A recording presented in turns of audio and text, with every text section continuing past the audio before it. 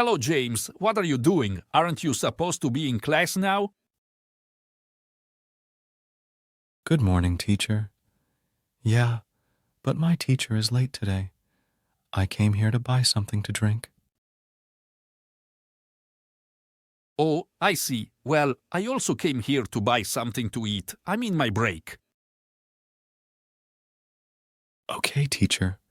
Now that we have a little time, I need you to help me with something, please. Sure, I think we have some minutes. What can I do for you, James? Well, I didn't do well on my last exam. In fact, I got one of the lowest grades. I'm surprised. When you were my student, you were one of the best in the class. I'm good at speaking, listening, and writing. But I have some issues at grammar, teacher. From the series, yeah, I remember you didn't do well in grammar. You used to make a lot of mistakes. Exactly. I'm still making many mistakes in grammar. Help me, please. No matter what type of work you do, good grammar is relevant for all organizations, and it can make a big difference in your career path. Believe me, I've heard managers complain about employees not knowing how to write a correct English sentence. That's why I will help you telling you the most common grammar mistakes in English. First thing, apostrophes. Wrong, we need to get our sales numbers up. Right, we need to get our sales numbers up. That's the correct way. This is an example of the all too frequent attack of the unnecessary apostrophe. People see an S at the end of a word and think, add an apostrophe, seriously. But often they shouldn't. You use an apostrophe in a contraction. For example, there is to theirs or to show possession. For example, the manager's pet Bobby. You don't use apostrophes if the S is there simply to make a word a plural. Remember that. Another common mistake I usually see is every day and every day. The wrong way is he starts work every day at 8 a.m. and the right way is he starts work every day at 8 a.m. Every day, one word, no space, is an adjective. Yeah, that's correct. It is an adjective describing something that's very common, like an everyday occurrence. Every day, with the space, is an adverbial phrase that means each day. A quick test to tell which is right. If you can use a day of the week, say Monday, in the sentence you should use every day. What I mean is, every day, one word is an adjective meaning used or seen daily or ordinary.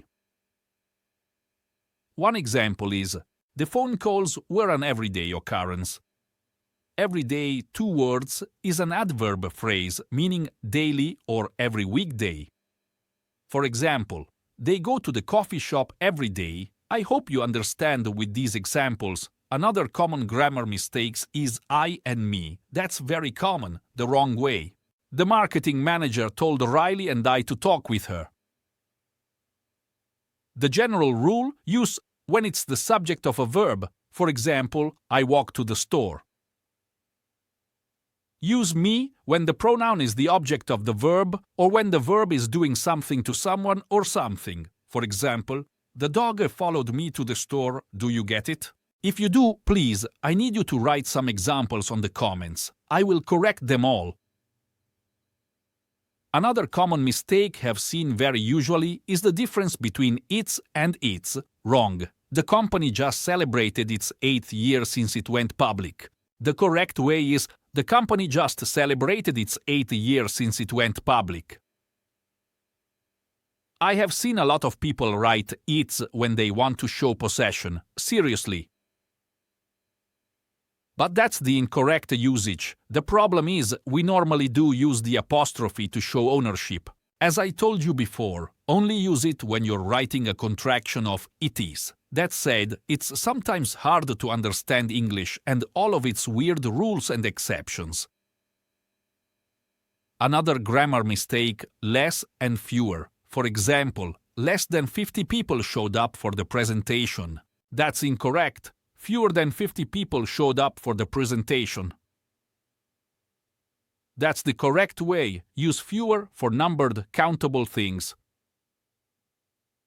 100 fewer purchases. Use less for things that can't be counted, at least reasonably. There's less sand at this beach. Also, use less with numbers when they are a single or total unit that measures distance, amount, or time. For example, less than 30% of us bothered learning these rules. Another typical grammar mistake is who and whom. I will explain it to you. Who is the subject of a sentence? For example, who will be hosting the party this weekend, whereas whom is the object of a sentence. Example, to whom should I send the package? Or whose and whose.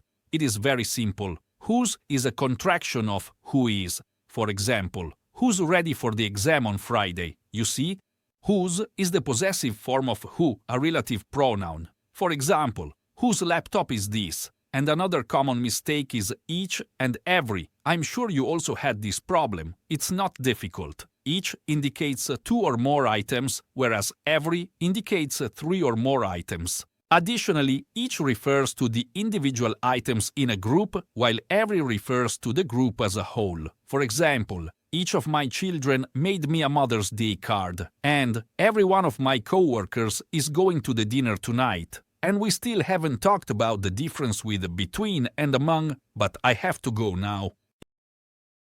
Yeah, I also have to go to my class. But you have helped me a lot, teacher. Thank you. Yeah, it's a pity, but we can make another video about grammar mistakes if you want.